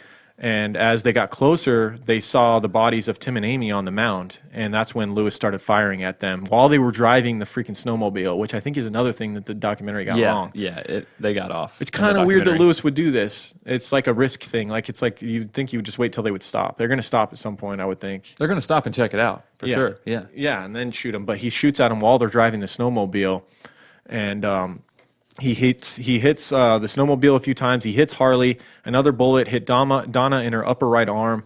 Harley accelerated away from Lewis as more bullets came flying past, but he lost control of the snowmobile as it was riddled by bullets. Wrecks the snowmobile. You know what though? The sound of the snowmobile was probably more of a cover For the for gunfire. the gun, and he probably noticed that. He might have been having some fun with it, to be honest. It's dark, yeah, but it might just be like he a might have been moving like, target. "Ooh," yeah, Right. Where are they going to go anyway? Like they're out in the middle of isolation. I mean, and he's got Right. a gun with. He figures he probably can just keep popping off rounds until he gets them. Right. Harley's leg had been broken by one of the gunshots, and he lost control of the snowmobile. He and Donna were thrown onto the airstrip runway near the path that led back to the Heglin's house. Donna tried to get Harley back on the snowmobile, but Lewis was gaining on them. And at this point, Harley pulled a very heroic move, and something like you've seen in war movies, where it's like, just go, just run. Just run. I'll be fine. Yeah, basically, But, they're not knowing going that to. he was about to be Yeah. killed, and Donna must have known as well. But she decided to save herself, as Harley had told her to do. She ran off and heard a couple of gunshots go off shortly after running away, and must have known that that was Harley getting executed. Right. She ran towards the Heglin's house as fast as she could, grabbing her arm as she ran away to try and stop the blood flow from leaving a trail. for Lewis to follow. As she got deeper into the woods, she heard 2 more gunshots. And when she arrives at the Heglin's home, she sees that the door, what she had thought was the door was kicked in because the door jamb, as we talked about, Tim Was shot. Tim had out, taken right? a shot Okay. and shot out the door jamb. So she sees that the door is kicked in. She was too afraid to enter the house, so she hid in the nearby greenhouse. And at this time, Lewis, after executing Harley on the runway, goes back up to the Heglin's house looking for Donna. And when he gets to the Heglin's property, he starts yelling out, "The other one's not dead. The other one's not dead." That's And such a weird thing to say, right? It's so impersonable. It makes me think that The they other really one, didn't right? know him. It really makes me think that nobody knew him. either that or like they knew him, but he just didn't like identify with anybody because he was such a narcissist, and like he didn't give a shit to learn their names. He didn't care. They were just Yeah, it just seems so impersonable for a town of The other 22, one, right? Like, The why other wouldn't one. he say Harley? Like yeah. that struck me as so odd. And it was his way of trying to coax her out, saying like, "I haven't killed him yet. You can save him if you come out and show yourself." Right. But the fact that the verbiage he used, plus she had heard the gun go off, so she Yeah. already knew he'd killed Harley. But she also the verbiage yet, like the other one's not dead yet. Right. So it's like, so you're still going to kill him. You're So going to you're- kill me if I come out too. Yeah, I think I'm just gonna stay in here. Yeah. And I guess what we heard about Donna Byram is that she was an avid reader of crime books. Oh. And so sometimes being a crime fan and be a true crime fan Hey. can save your life, because she knew to stay as quiet as possible, even though she was in a lot of pain, her arm had Yeah. been shot. She stayed in the greenhouse and did not move, and she knew her best chances were to not make any noise at all and just to You know what? force him to try and find her. How many decisions have you made? How many decisions do you make on a daily basis based on the crime that you study? How many times has it saved you and you don't know? You will never know. You'll never know, right? You'll never know how many times that your Our crime podcast obsession has saved your life. Yeah, you're welcome. Yeah. Yeah. Yeah. You guys welcome can't give for- us $2 for Patreon? No, I'm just kidding. Like Jack Luna says, hey, stay paranoid because it'll save your life. Absolutely. Shout out to Dark Topic. Absolutely. podcast. So she stays in the greenhouse, and Lewis eventually gives up. He doesn't go on a search for her. He probably figures it wasn't worth the time and effort to look for her, and he honestly has no idea whether she's even at the property anymore, whether she's ran off into the woods further or whatever. Right. So he leaves. Donna would end up surviving this whole ordeal. We'll get back to her in a little bit. She heard Lewis speed off on Tim and Amy's snowmobile, so now he's got a ride. He can get Yeah. around quicker. And he's got all his ammunition in tow as well, and all Yeah, his other he- weapons. Yep, he stockpiled all of his stuff onto the little sled that was pulling Chris earlier. It never, like, the documentary kind of acted like he had it there, but I don't think he was lugging around all that stuff. I think he would have had to make a trip back to his cabin. Right? With the snowmobile, load it up, Yeah, and then leave. right. So was this part of his plan all the time? Because he had bought all this ammunition for this day, Yeah. but he couldn't carry all of that. So it's like, did he plan to steal someone's snowmobile from the get-go, or what? I don't know. I think that the Maybe killing he was of going to people steal. was part of the plan. Maybe but I he was don't going to think- steal Chris's.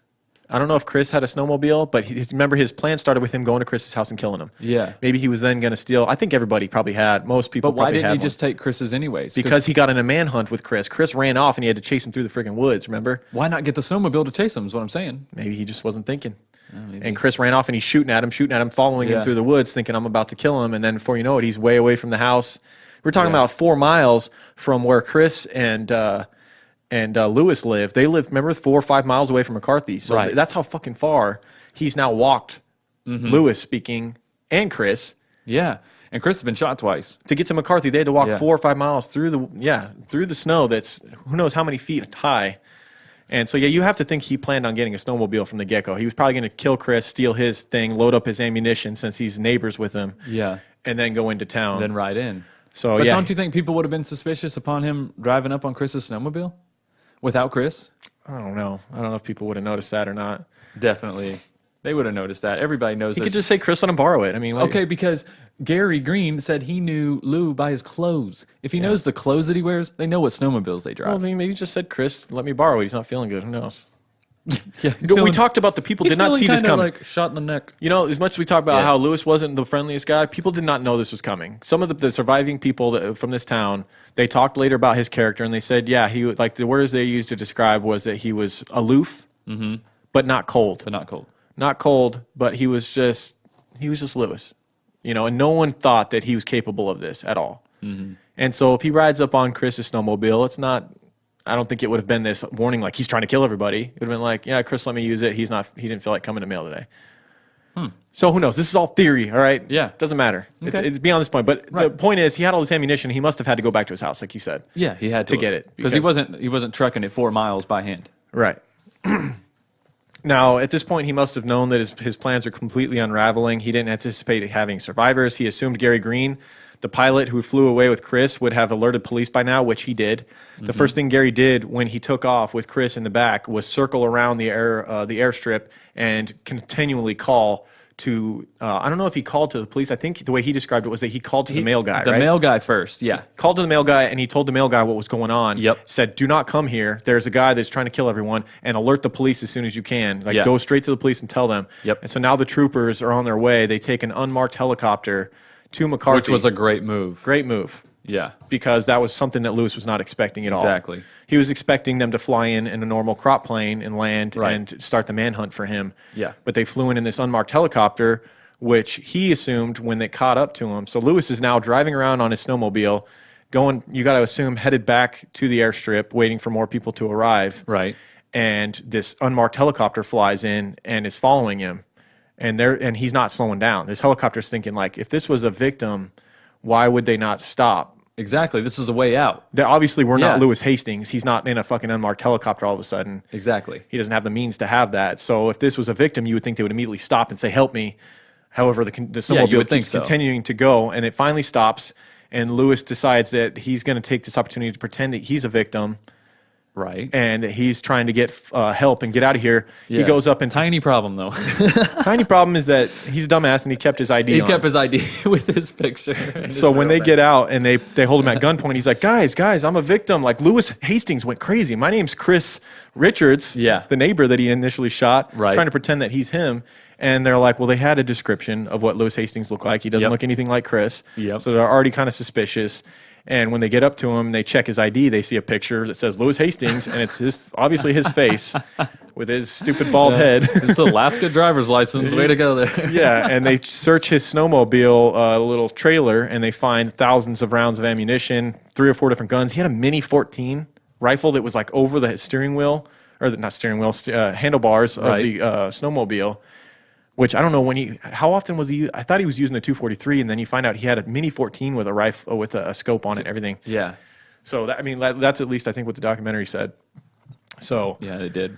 yeah, so they immediately know they have their guy. They handcuff him, bring him in, and I believe on the helicopter ride into town, because they weren't taking him. This is kind of what's crazy. Is like they weren't taking him to Anchorage to put him in a cell right away.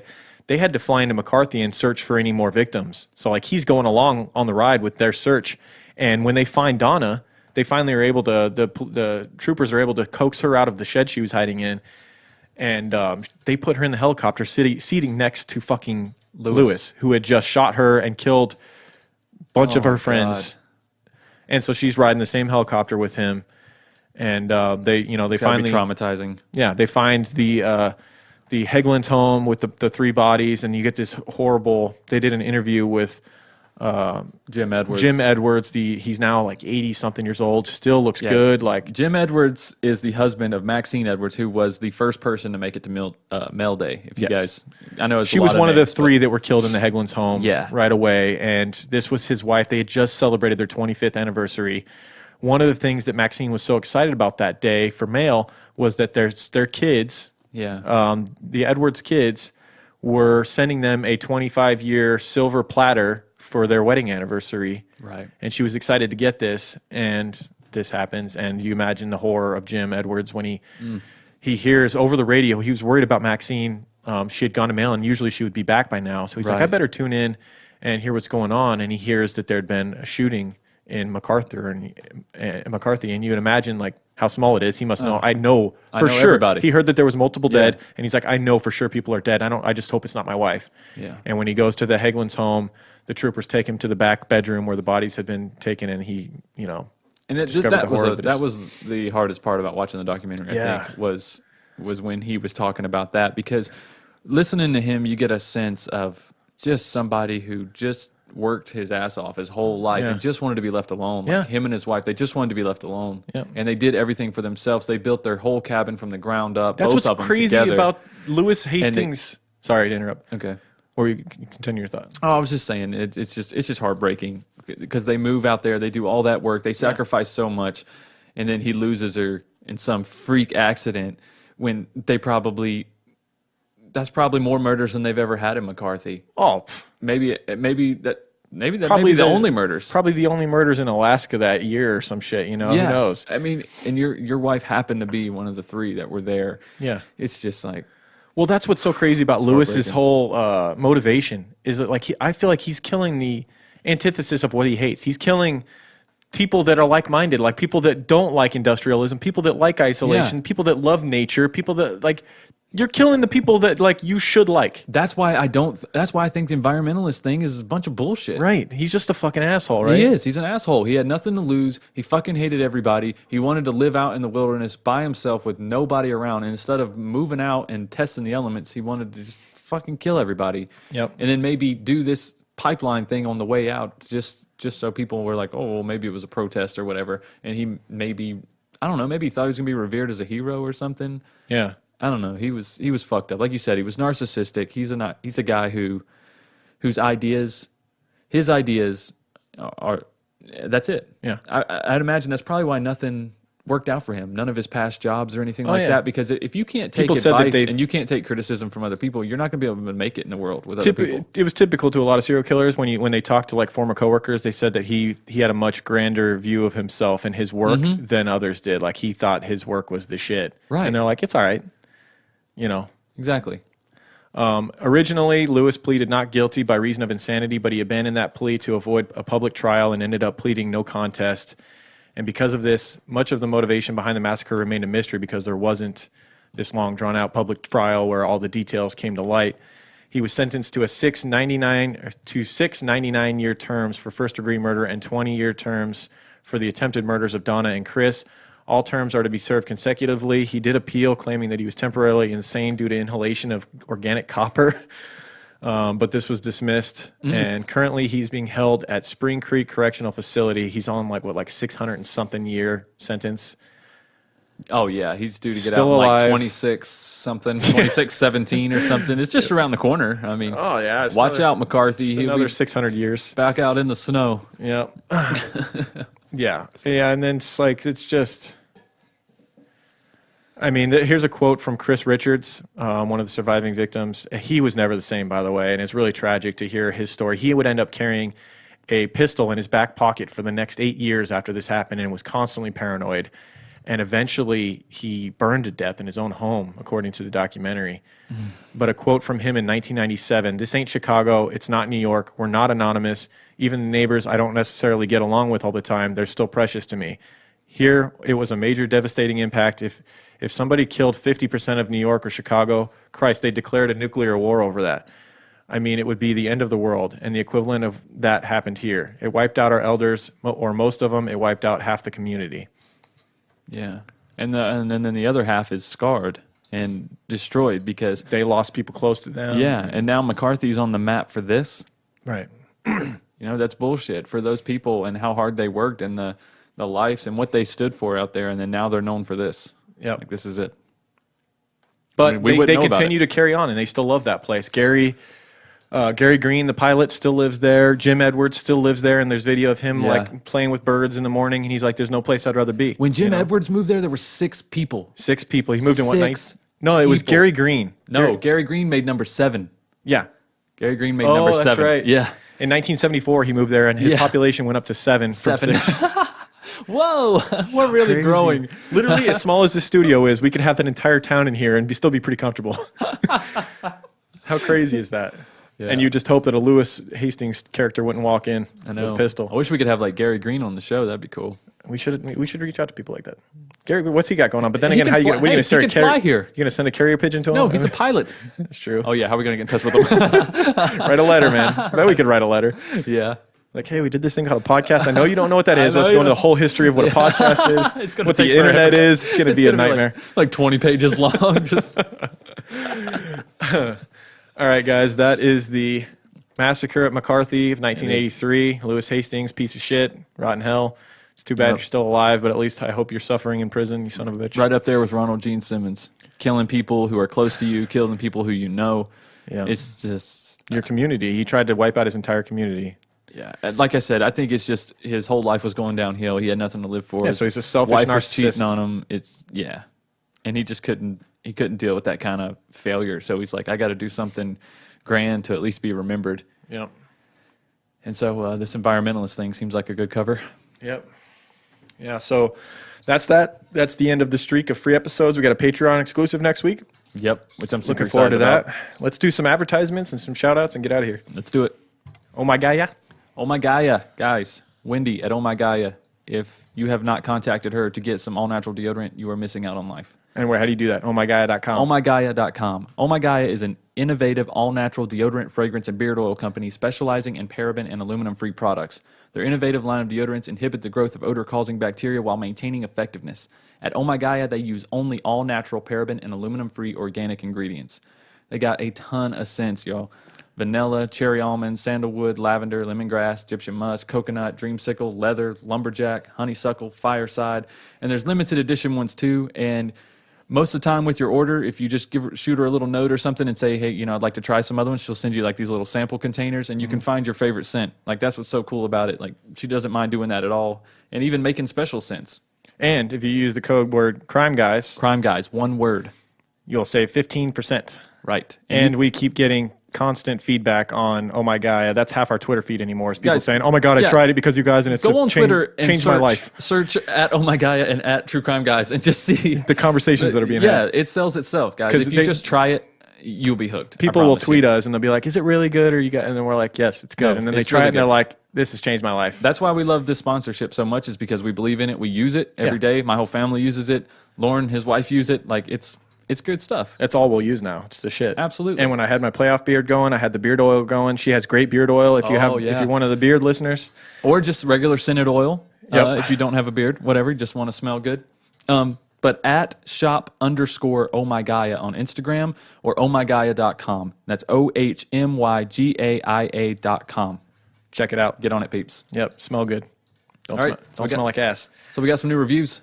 All right, guys, we got some new iTunes reviews. We want to thank everybody for those. I want to thank Yarno's Duh, Proud Mommy 07, The Will W, Rune Slaughter, Todd Thornburg, 123 Meyer, Mindy JJ, and you got some from out of the country. I guess we've been Yeah. neglecting other countries. I'm sorry, guys. I've been reviews, man. trying to get on here because you have to actually select the separate countries to see your reviews, and Yeah. we didn't realize. So we got some new from Australia. All might. Logan S5, Stay Safe People, Lisa Peps, Tracy Ladylock, and Juliab 27, all from Down Under. All right, mates. We appreciate that. All 5-star reviews. We hope you like the bodies and bales. Right? Yeah. We had a couple of people Hope are you like, do.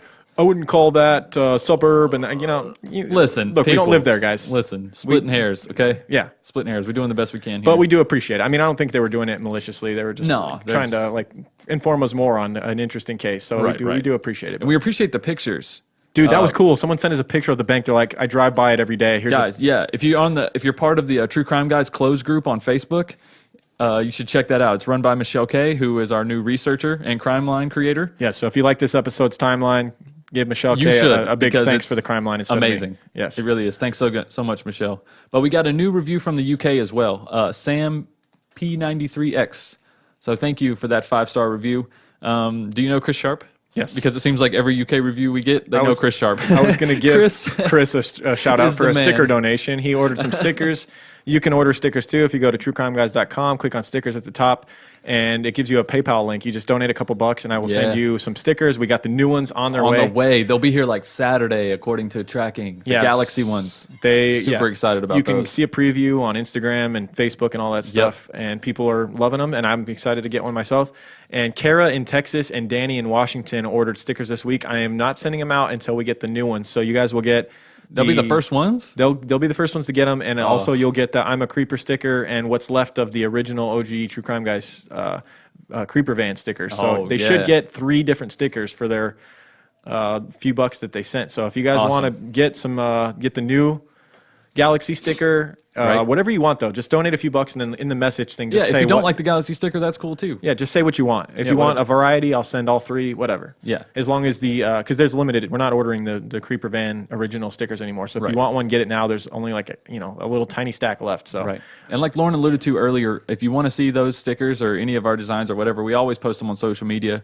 You can go True Crime Guys on Instagram, on Twitter, Facebook, and there's a closed group on Facebook too. If you guys want to run by Michelle K, if you guys want to check that out, it's pretty cool. Some Have people- conversations on there or whatever. Some people that have ordered stickers, they keep ordering when the new ones come out, and they've literally got like their laptop has like a variety of True Crime Guy stickers. Like that's all it has. awesome. It's just like all of our different sticker things that Michael's drawn up and whatnot. That's really cool. Yeah, And if you guys want to follow me on Instagram and Twitter, you can follow me at And I'm Michael. And it's called at And I'm Michael because that's what I say at the beginning of the show for some people who don't catch on very fast. I'm just kidding. Also, want to give a shout to Courtney, who has hit us up and wants to transcribe. We talked about it in the last episode. We had a few people. Yeah. And Courtney has kind of said, I'm going to start this weekend. This is a big undertaking. It is. Courtney. I mean, I hope don't you know this. stress out about it, Courtney. Take your time. Try one episode. Just pick one and just do the whole thing and send it to us. And we're going to try and figure out a way to have it available for people that are hearing impaired that want to still be able to experience podcasts. And maybe this can be something that we can add into our payroll later, like start paying Courtney or whoever. But for now, we don't really have a budget for it. But we'll try it out and see what kind of response it gets. But it'll be cool to offer to people that can't listen to podcasts, but maybe they'll still be able to experience it. It's going to be weird, though, when she has to like type words over words when you talk over me. I know. It's going to be weird, right? I was gonna better. be like laying over. Wasn't I better in this one? I really You were much better. Someone tweeted, and I was like, you know what? I'll try it. Lauren's like, listen, Michael's been saying it for, almost the last year and a half, but fuck him. This one person on Twitter says it, and all of a sudden, it's a fucking revelation. Sometimes people on Twitter are right, and when I really look deep down at myself, I know it's an issue, okay? Okay. It's not like I don't know that I talk over people. At least you recognize it. Yeah. Right. You did really good this episode, though. Thank you. I felt like I really got to talk. I felt like part of the show. That's good. Yeah. Your co-host, finally. Not a schmo host over there. Not just the audio guy. Not just the bells and whistles. And one last thanks to Justin from our work that we're not going to mention. But yeah, for the suggestion, great suggestion. We thought the episode was fun to record, and hopefully you guys enjoyed listening to it. Awesome documentary, if you guys too, want to guys. send Check it out. suggestions, send them to Twitter, Instagram. Our email is truecrimeguys@gmail.com. Send us suggestions that way or whatever. We've already got some cases in mind for upcoming episodes. We've got our Patreon exclusive next week that we know what we're doing. We've got to get a book for it, and it should be fun. It should be. We'll see you guys then. Keep creeping. All right, keep creeping, guys. Later. True crime guys, in the desert we like a mirage. It's okay if you clicked on us cause you thought we was True Crime Garage. Now we ain't mad at you, sit down, let us talk at you. I'm talking to the creeper army, we out here making murder. True crime guys, in the desert we like a mirage. It's okay if you clicked on us cause you thought we was True Crime Garage. Now we ain't mad at you, sit down, let us talk at you. I'm talking to the creeper army, we out here making murder charming.